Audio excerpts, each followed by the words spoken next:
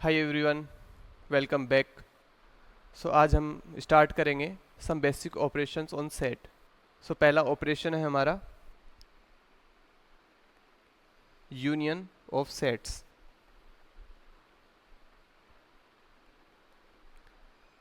ठीक है, इसे कैसे रिप्रेजेंट करते हैं? A union B. और इसे सेट बिल्डर फॉर्म में कैसे लिखेंगे? X x belongs to A and x belongs to B. मतलब जो दोनों सेट का यूनियन है उसके अंदर जो एलिमेंट है वो ए में भी प्रेजेंट होना चाहिए या बी में प्रेजेंट होना चाहिए। वाली कंडीशन है, मतलब ए में भी प्रेजेंट हो सकता है या बी में भी प्रेजेंट हो सकता है। जैसे कि एग्जांपल से देखते हैं कि अगर हमारे पास ए जो है वो है 1, 2, 3 और जो बी है हमारे पास वो है 2, 3, 4 और हमें इन दोनों का यूनियन लेना है, ए यूनियन बी। तो इसको कैसे लिखेंगे? मतलब जो हमारा एक्स है, okay, this should not be and, this should be और।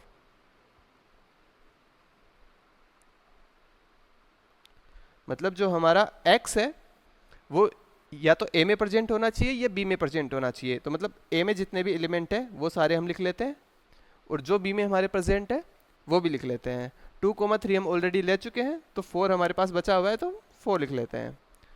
ओके, समझ में आ गया a यूनियन b क्या होता है? नेक्स्ट है हमारे पास इंटरसेक्शन ऑफ सेट्स।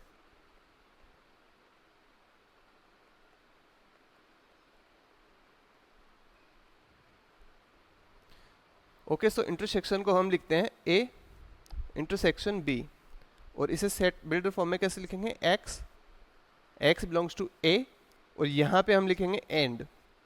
ऊपर हमने लिखा था और का मतलब होता है या तो, मतलब या तो वो एक्स में ए में प्रेजेंट हो या वो बी में प्रेजेंट हो। यहाँ पे हम लिख रहे हैं एंड का मतलब है कि वो ए में भी प्रेजेंट होना चाहिए और वो बी में भी प्रेजेंट होना चाहिए। मतलब x belongs to A and x belongs to B, मतलब दोनों के कॉमन एलिमेंट्स हमें लेने हैं। सो बेस हमने जो ऊपर ए और बी माना था तो उसी का हम यहाँ पे वो लेते हैं इंटरसेक्शन। सो ए में हमारे पास कौन सा एलिमेंट है? 1, 2, 3 और ऐसा एलिमेंट्स हमें लेने हैं जो बी में भी प्रेजेंट हो। सो बी में क्या है हमारे पास? 2, 3, 4। तो दोनों में प्रेजेंट कौन कौन से एलिमेंट है? 2 दोनों में प्रेजेंट है और 3 भी दोनों में प्रेजेंट है, तो हम लेंगे 2, 3।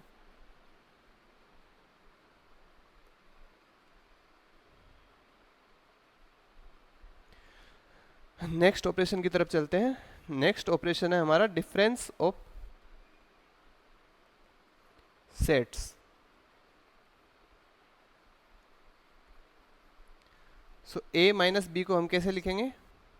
ठीक है, ए माइनस बी को हम बोलते हैं डिफरेंस। इसको हम लिखेंगे x belongs to A and x does not belongs to B. मतलब ए के वो सारे एलिमेंट हमें लेने हैं जो बी में प्रेजेंट ना हो। मतलब x belongs to A and x does not belongs to B. अगर ए का कोई एलिमेंट बी में प्रेजेंट है तो वो हमें नहीं लेना है। जैसे कि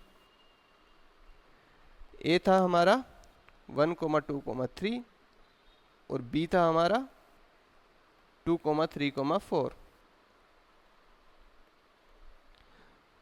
सो ए माइनस बी क्या होगा कि ए के वो सारे एलिमेंट हमें लेने हैं जो बी में प्रेजेंट ना हो। तो ए में कौन कौन से एलिमेंट है जो बी में प्रेजेंट नहीं है? क्या 1 हमारा बी में प्रेजेंट है? नहीं, तो इसको लिख लेंगे हम। क्या 2 हमारा बी में प्रेजेंट है? यस, तो इसे हम छोड़ देंगे। 3 हमारा बी में प्रेजेंट है तो इसको भी छोड़ देंगे। सो ए माइनस बी क्या आएगा? 1। ठीक है, अगर इस डिफरेंस ऑफ सेट्स की डेफिनेशन को हम इंटरसेक्शन ऑफ सेट्स की डेफिनेशन से कंपेयर करें तो ये जो रिजल्ट आ रहा है ये किसके इक्वल है? X belongs to A, x belongs to A, तो इसको लिख देंगे हम ए एंड मतलब इंटरसेक्शन। वो एलिमेंट्स जो बी में प्रेजेंट नहीं है, वो एलिमेंट जो बी में प्रेजेंट नहीं है उसको हम लिख देंगे बी डैश। बी डैश मतलब वो सारे एलिमेंट जो बी में प्रेजेंट नहीं है। ठीक है, इसको हम बोलते हैं complement of B. So next operation देखते हैं हमारा कॉम्प्लीमेंट।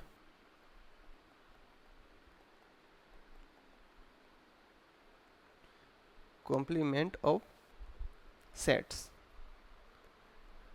ठीक है, अगर ए का हमें कॉम्प्लीमेंट लेना है तो उसे हम कैसे लिखेंगे, x belongs to union and x universal set and x does not belongs to ए।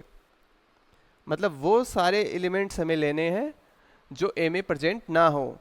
ठीक है, अब ए में प्रेजेंट नहीं है तो कौन से एलिमेंट लेंगे, जो यूनिवर्सल सेट में, जो यूनिवर्सल सेट हमें दिया हुआ है उसके हमें सारे एलिमेंट लेने हैं, बस जो ए में प्रेजेंट है उन सारे एलिमेंट को हमें छोड़ देना है। सो मान लेते हैं कि ए हमारा जो सेट था वो है 1, 2, 3 और जो यूनिवर्सल सेट था हमारा वो था 1, 2, 3, 4, 5, 6। ओके, सो ए कॉम्प्लीमेंट क्या होगा, ए कॉम्प्लीमेंट मतलब यूनिवर्सल सेट के वो सारे एलिमेंट लेने हैं जो ए में प्रेजेंट ना हो। तो मतलब 1, 2, 3 को छोड़ के हमें सारे एलिमेंट लेने हैं। मतलब हमें 4 लेना है, 5 लेना है और 6 लेना है। ओके, सो इस डेफिनेशन को अगेन अगर हम कंपेयर करते हैं इंटरसेक्शन वाली डेफिनेशन से, तो यहाँ से हमें क्या मिलता है कि x बिलोंग्स टू u, मतलब u एंड मतलब इंटरसेक्शन किसके साथ लेंगे, x does not belongs to a, मतलब जो एलिमेंट a में नहीं है, जो एलिमेंट a में नहीं है उनको हम बोलते हैं a कॉम्प्लीमेंट। सो जो हमारा a कॉम्प्लीमेंट है वो ये भी होता है। मतलब अगर यूनियन के साथ हम इंटरसेक्शन ले रहे हैं ए कॉम्प्लीमेंट का तो हमारे पास आएगा ए कॉम्प्लीमेंट। ठीक है, और सिमिलरली अगर ए है उसका अपन इंटरसेक्शन ले रहे हैं ए के साथ तो भी हमारे पास ए आएगा।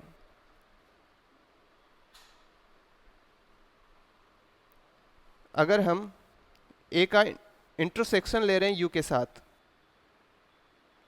तो क्या आएगा, मतलब ए और जो हमारा यूनिवर्सल सेट है इन दोनों में कॉमन एलिमेंट्स क्या है, इन दोनों में कॉमन एलिमेंट्स जो है हमारे पास वो है ए। मतलब यूनिवर्सल सेट में तो सारे एलिमेंट्स प्रेजेंट है ना, सो ए में जितने भी एलिमेंट है वो भी यूनिवर्सल सेट में प्रेजेंट होंगे। सो हम कह सकते हैं कि दोनों में कॉमन एलिमेंट्स होगा हमारे पास ए। और अगर मैं कहूँ आपसे कि भाई अगर ए का हम इंटरसेक्शन लेते हैं फाई के साथ तो हमें क्या रिजल्ट मिलेगा, मतलब ए में जितने भी एलिमेंट्स है और फाई सेट में जितने भी कॉमन एलिमेंट्स है वो हमें लेने हैं। सो फाई में तो कोई एलिमेंट ही नहीं है हमारे पास, तो दोनों में कॉमन क्या आएगा, कोई भी कुछ भी एलिमेंट नहीं आएगा। सो इसको हम क्या लिखेंगे, फाई। और अगर हम ए का यूनियन लेते हैं फाई के साथ, मतलब ए के सारे एलिमेंट हमें लेने हैं और फाई में जितने भी एलिमेंट है वो सारे हमें लेने हैं, पर फाई में हमारे पास कोई भी एलिमेंट प्रेजेंट नहीं है, मतलब ए के ही सारे एलिमेंट हमें लेने हैं। सो ए यूनियन फाई क्या आएगा हमारे पास, ए ही आएगा।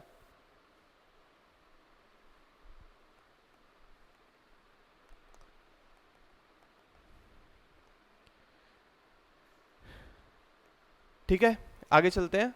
नेक्स्ट है हमारा D Morgan's law.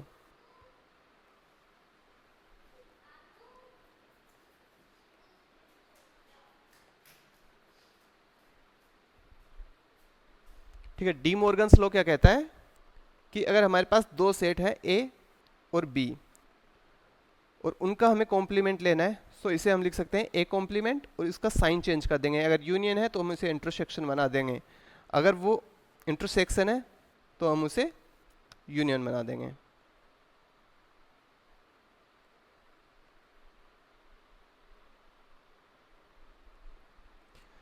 Got it. जो नेक्स्ट लॉ है हमारे पास वो है डिस्ट्रीब्यूटिव लॉ।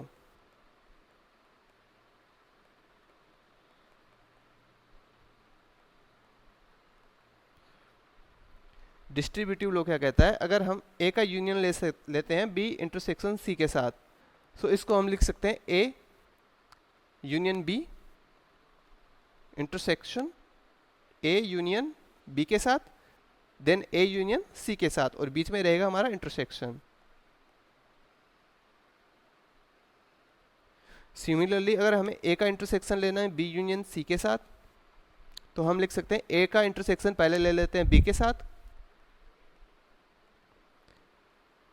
देन यूनियन, और ए का इंटरसेक्शन ले लेते हैं फिर हम सी के साथ। क्लियर। जो नेक्स्ट लॉ है वो है हमारा associative law.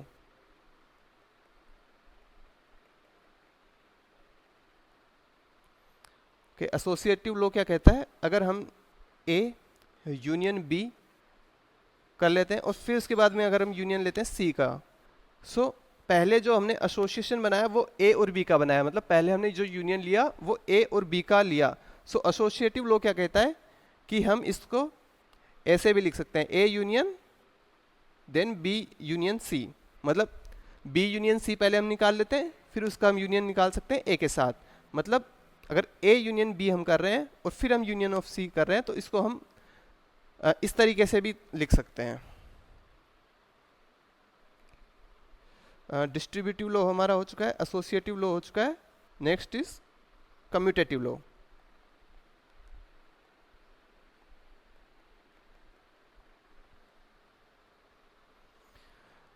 Commutative law is very simple. अगर हमारे पास ए यूनियन बी लिखा हुआ है तो इसको हम बोल सकते हैं बी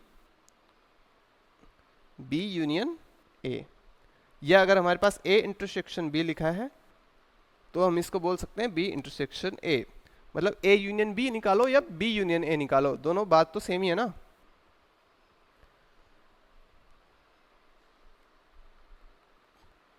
ठीक है, नेक्स्ट लिखिए disjoint sets.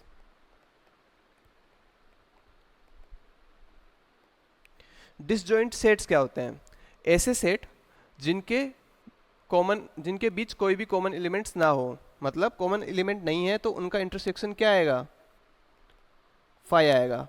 If A intersection B is equal to phi then A and B are disjoint sets. मतलब ए और बी के बीच में कोई भी कॉमन एलिमेंट नहीं है, सो उनको हम बोलेंगे डिसजॉइंट सेट। नेक्स्ट चीज लिखिए सिमेट्रिक डिफरेंस ऑफ सेट्स। ठीक है, अगर हमें दो सेट दिए हुए हैं और हमें उनके बीच का सिमेट्रिक डिफरेंस निकालना है तो वो कैसे निकालेंगे, ये होता है कि पहले हम a माइनस बी निकाल लेते हैं और फिर हम निकाल लेते हैं b माइनस ए और दोनों का यूनियन करके लिख देते हैं। इसका मतलब क्या हुआ, सिमेट्रिक डिफरेंस ऑफ सेट्स का मतलब क्या हुआ कि हमें a और b के तो सारे एलिमेंट लेने हैं, बस उन एलिमेंट्स को हमें छोड़ देना है जो इन दोनों के बीच में कॉमन है। मतलब a माइनस बी क्या है, a माइनस बी है कि a के सारे एलिमेंट लेने हैं पर जो b में प्रेजेंट है वो नहीं लेने हैं, और b माइनस ए क्या कहता है कि b के तो सारे एलिमेंट लेने हैं पर जो a में प्रेजेंट है वो नहीं लेने। मतलब a और b दोनों में जो कॉमन एलिमेंट प्रेजेंट है वो हमें नहीं लेने हैं। सो इसको हम क्या भी लिख सकते हैं कि a यूनियन b, मतलब a और b के सारे एलिमेंट लेने हैं हमें, बट वो एलिमेंट हमें हटा देने हैं जो इन दोनों में कॉमन हो। Clear? So that's all for today, let's meet in next class. तब तक कीप लर्निंग। Thank you.